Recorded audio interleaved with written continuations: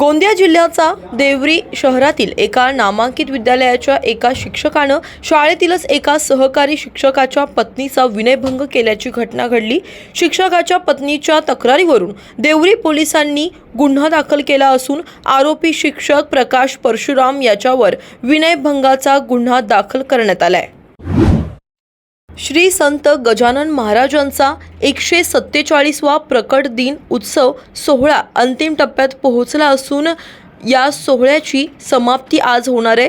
तत्पूर्वी काल सायंकाळी संत गजानन महाराजांची पालखी नगर परिक्रमेसाठी निघाली होती। श्रींची पालखी परिक्रमा अश्व व भजनी दिंडीसह दुपारी 4 वाजता श्री पालखी परिक्रमा मंदिर परिसरातून सेवाधारी प्रसादालय जवळील उत्तरद्वारातून आत आली। फिल्म सिटी गेट पासून ते आरी कॉलनी रस्त्यापर्यंत जाणाऱ्या फिल्म सिटीच्या गोडाऊन आणि काही घरांना भीषण आग लागल्याची घटना घडली। या आगीत तब्बल 2 डझनपेक्षा जास्त झोपड्या जळून राख झाल्या। या घटनेत त्वरित अग्निशमन दलाने नियंत्रण मिळवलं, मात्र दिंडोशी पोलिसांची टीम देखील इथं आल्याचं पाहायला मिळालं। कोकणाची ही संस्कृती आहे, पक्षभेद विसरून सगळे एकत्र येतात। आम्ही सगळेच नेते एकत्र होतो, पक्षभेद विसरून आम्ही एकत्र राहू, हाच आदर्श इतर नेत्यांनी देखील घ्यावा अशी विनंती मंत्री उदय सामंत यांनी केली आहे। भारतीय जनता पार्टी नवी मुंबईच्या वतीनं सक्रिय सभासद नोंदणी कार्यशाळा वाशी येथे पार पडली। माजी खासदार संजय नाईक, जिल्हाध्यक्ष रामचंद्र घरत यांच्यासह 2 दिवसांपूर्वी भाजपात परतलेले माजी नगरसेवक व भाजपा पदाधिकाऱ्यांची उपस्थिती यावेळी होती।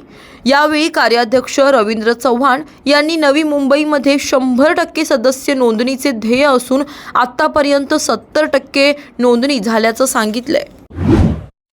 भिवंडी शहरातील अंजूर फाटा परिसरात श्रीहरी कॉम्प्लेक्सच्या पार्किंगमध्ये उभ्या असलेल्या दुचाकींना अचानकपणे आग लागल्याची घटना घडली।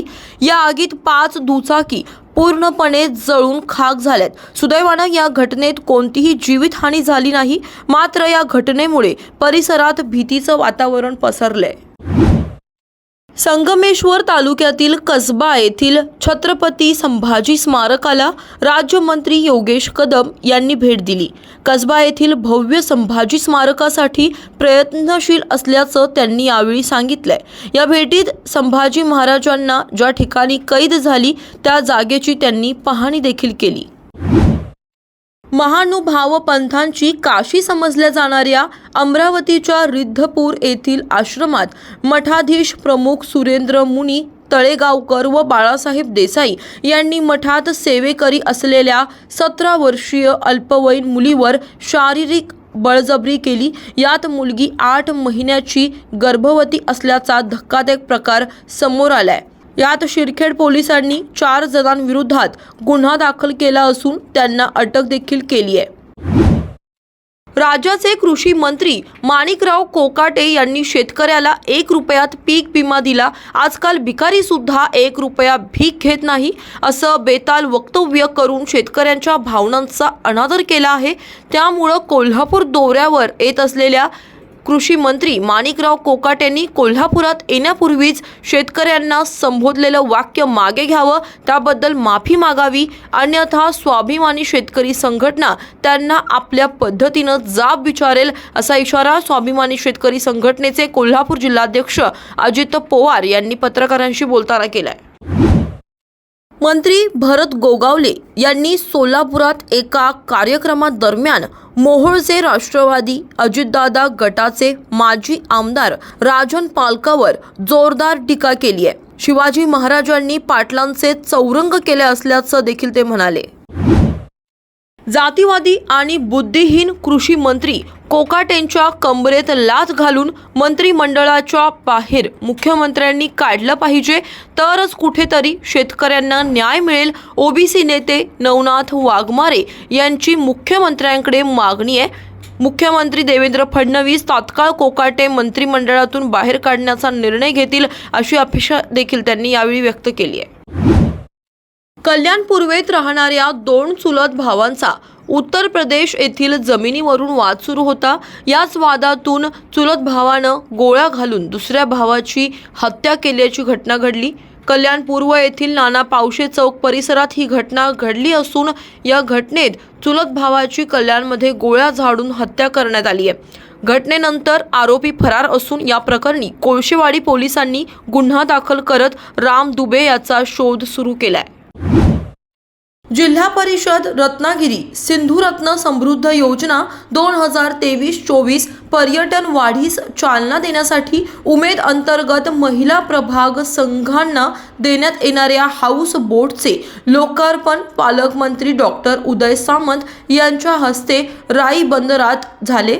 या प्रसंगी मुख्य कार्यकारी अधिकारी कीर्ती किरण पुजार, अतिरिक्त मुख्य कार्यकारी अधिकारी परीक्षित यादव आदी मान्यवर उपस्थित होते। जिल्ह्यामध्ये अशा आणखी 4 हाऊस बोटी येणार आहेत। हा प्रकल्प अतिशय चांगला आहे असं वक्तव्य यावेळी त्यांनी केलं। कल्याण डोंबिवली महापालिका भटका कुत्र्यांचे निर्बीजीकरण करते।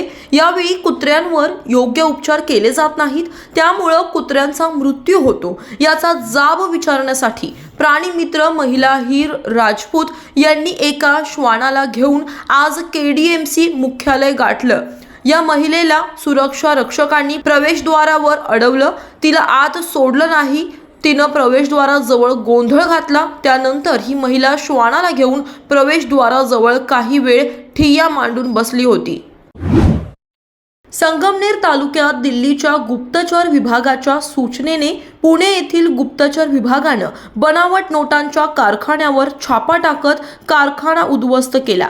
अनेक दिवसांपासून संगमनेरच्या गुंजावाळवाडी परिसरात बनावट नोटा छापत असल्याची कुणकुण दिल्लीच्या गुप्तचर विभागाला लागल्यानंतर त्यांनी सदर घटनेचा आदेश पुणे येथील गुप्तचर विभागाला दिला। या गुप्तचर विभागानं धाड टाकली आहे। अकोल्यात प्रहारच्या दिव्यांग संघटनेनं आंदोलन केलं, तर अकोला महापालिका परिसरात दिव्यांग बांधवांनी ठिय्या आंदोलन केलं। मागील 4 महिन्यांपासून दिव्यांगांना मिळणारा बेरोजगार भत्ता ऑडिटच्या नावाखाली थांबवल्यानं दिव्यांग बांधव यावेळी आक्रमक झाले। अकोल्याच्या महापालिका परिसरात दिव्यांगांनी ठिय्या मांडला।